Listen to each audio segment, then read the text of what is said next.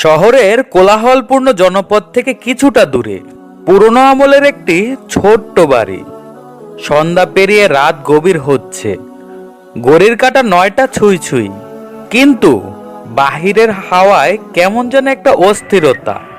জানালার কাচের সার্সিগুলো হালকা কাঁপছে, যেন অদৃশ্য কোনো হাতে সেগুলো নড়ে উঠছে। ভেতরে এই সামান্য কম্পনও যেন এক অস্বস্তির জন্ম দিচ্ছে। ঘরের নরম আলোয় একটি মুসলিম পরিবার একত্রিত। বাবা হাসান একজন বিনয়ী এবং প্রজ্ঞাবান মানুষ।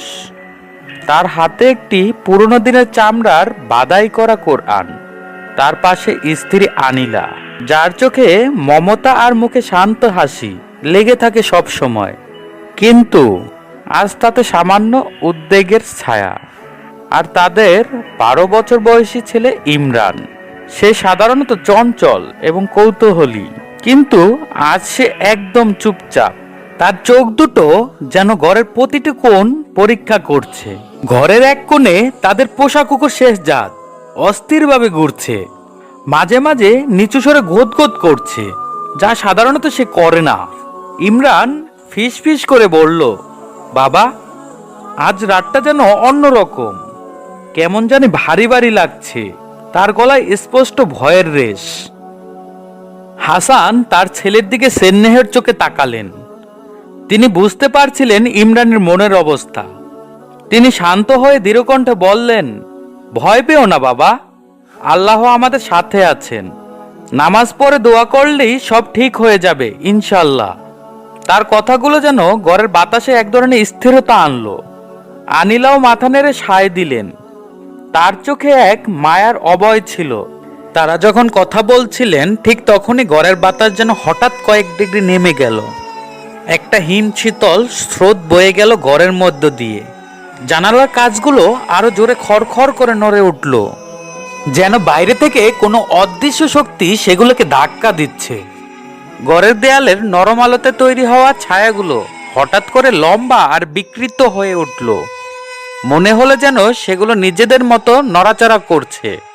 কুকুরটি তখন ভয়ে তার মালিকের পায়ের কাছে এসে আশ্রয় নিল। তার লোমগুলো খাড়া হয়ে গেছে আর সে একটানা ঘো ঘো করছে।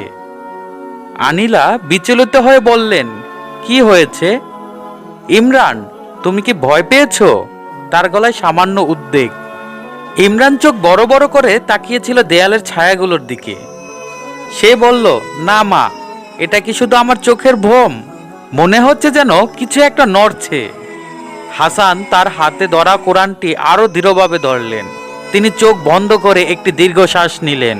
তারপর চোখ খুলে তার পরিবারকে শান্ত করার চেষ্টা করলেন। সে তার পরিবারকে বলল, আল্লাহর নাম পড়তে থাকো, ভয়কে দূরে পাঠাও। শয়তান চায় আমরা ভয় পাই, কিন্তু আমরা আল্লাহর রহমত থেকে নিরাশ হব না। হাসানের কথায় সাহস পেয়ে আনিলা এবং ইমরানও তার সাথে যোগ দিল। হাসান উচ্চস্বরে সূরা আল ফালাক এবং সূরা নাস পাঠ করতে শুরু করলেন। তাদের সম্মিলিত কণ্ঠস্বর যেন ঘরের অস্থিরতাকে কিছুটা হলেও দমানোর চেষ্টা করছিল। প্রতিটি আয়াত যেন এক একটি সুরক্ষার প্রাচীর তৈরি করছিল। তারা যখন মনোযোগ সহকারে কোরআন পাঠ করছিল, তখন বাইরের পৃথিবীর সমস্ত শব্দ থেমে গেল। শুধু তাদের তেলাওয়াতের শব্দ আর শেহজাদের চাপা গো গো আওয়াজ।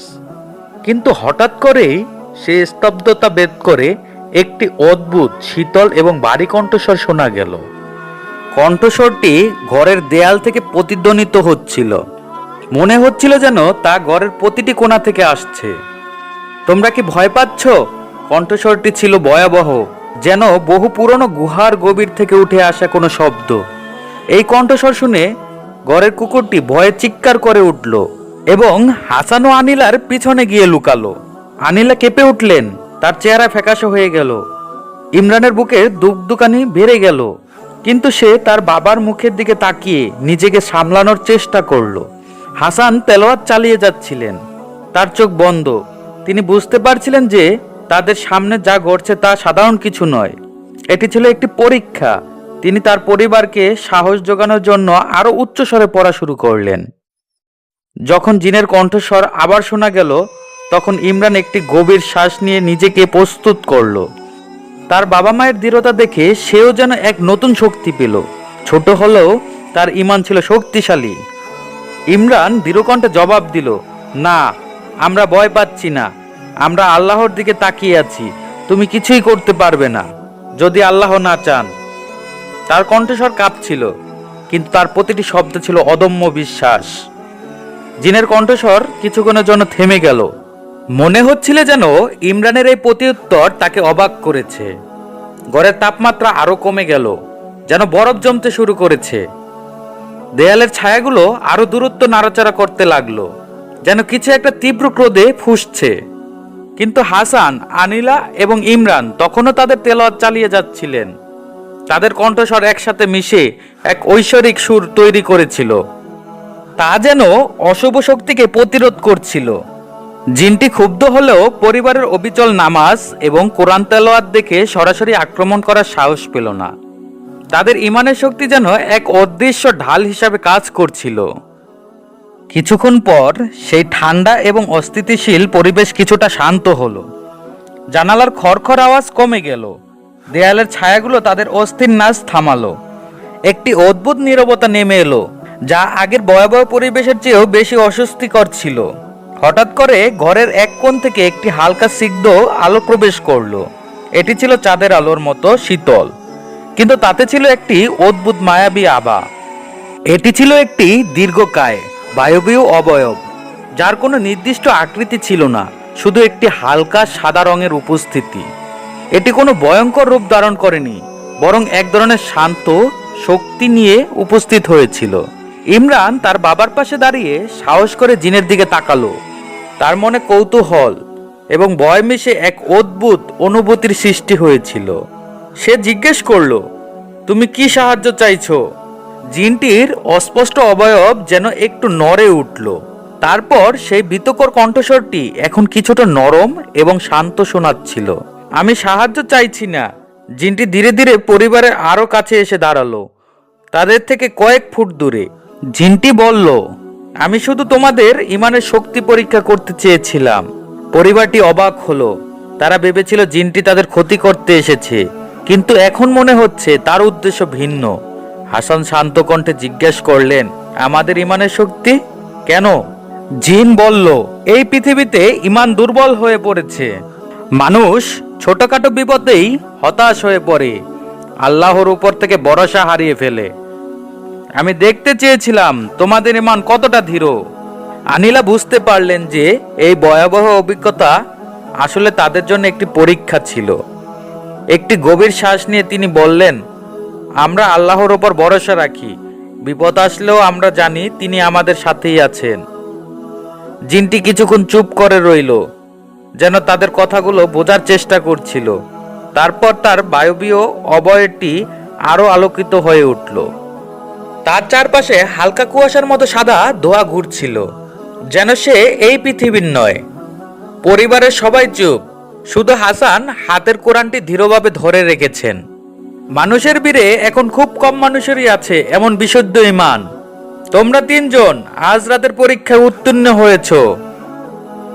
ইমরান অবাক চোখে তাকিয়ে থাকে। এতক্ষণ যে ভয় তাকে গ্রাস করে রেখেছিল তা অদ্ভুতভাবে কমতে লাগলো। মনে হচ্ছিল জিনটির উদ্দেশ্য সত্যিই ক্ষতিকর নয়। হাসান শান্ত গলায় বললেন, কিন্তু তুমি ভয় সৃষ্টি করলে কেন? আমাদের শেষ করতে পারতে, তাহলে পরীক্ষা নেওয়াই বা দরকার কি ছিল? জিনটি গভীর দীর্ঘশ্বাসের মতো একটা শব্দ করলো। সে বলল, কারণ আমি দেখেছি মানুষ বিপদ দেখলেই আল্লাহকে ভুলে যায়, আর আজ দেখালে তোমরা বিপদের মাঝেই আল্লাহর দিকে দৌড়াচ্ছ। এটা দেখে আমাকে বিস্মিত করেছে, আনন্দ দিয়েছে। তার আলোর তীব্রতা একটু কোমল হলো। তোমাদের সুরক্ষার জন্য আল্লাহ আমাকে পাঠিয়েছেন। তোমরা মানতে না পারো, কিন্তু আমিও আল্লাহর এক সৃষ্টি। আল্লাহর হুকুম ছাড়া কোনো জিন কারো ক্ষতি করতে পারে না। আজ আমি পরীক্ষা নিয়েছি, কাল অন্য জিন পরীক্ষাও নিতে পারে, কিন্তু তোমাদের সুরক্ষা থাকবে, কারণ তোমাদের ঘর আল্লাহর জিকিরে জীবন্ত। আনিলার চোখে অশ্রু এসে গেল। আমরা কি আর এই ধরনের পরীক্ষার মুখোমুখি হব? জিনের কণ্ঠস্বর এবার আশ্বাসের মতো শোনালো। সে বলল, যে ঘরে কোরআন তেলাওয়াত হয় যে হৃদয়ে ভয় পেলে আল্লাহকে ডাকা হয়, সেখানে শয়তান বা খারাপ জিনের শক্তি বীরতেই ভয় পায়। তোমরা শুধু এই পথেই থাকো। এবার আলোটা ধীরে ধীরে আরো উজ্জ্বল হতে লাগলো, যেন পুরো ঘর আলোয় ভরে যাচ্ছে। ছায়াগুলো গায়েব, শীতলতা উদাও, একটা অদ্ভুত শান্তির আবহাওয়া ভেসে এলো। জিনটি শেষবারের মতো বলল, ইমরান, তোমার ভয়কে সাহসে বদলে দেওয়ার ক্ষমতা আছে। তোমার হৃদয়কে সবসময় আল্লাহর কাছে রেখো। ভয় অনুভব করা ভুল নয়, কিন্তু ভয়কে আল্লাহর ওপর ভরসায় পরিণত করা, এটাই ঈমান। ইমরান কখনো এমনভাবে নিজেকে শক্তিশালী মনে করেনি। সে মাথা নিচু করে বলল, আমি চেষ্টা করব, ইনশাল্লাহ। বন্ধুরা, এরকম গল্প আরো পেতে ভিডিওটিকে লাইক, কমেন্ট, শেয়ার করো এবং চ্যানেলটিকে সাবস্ক্রাইব করে পাশে থাকো।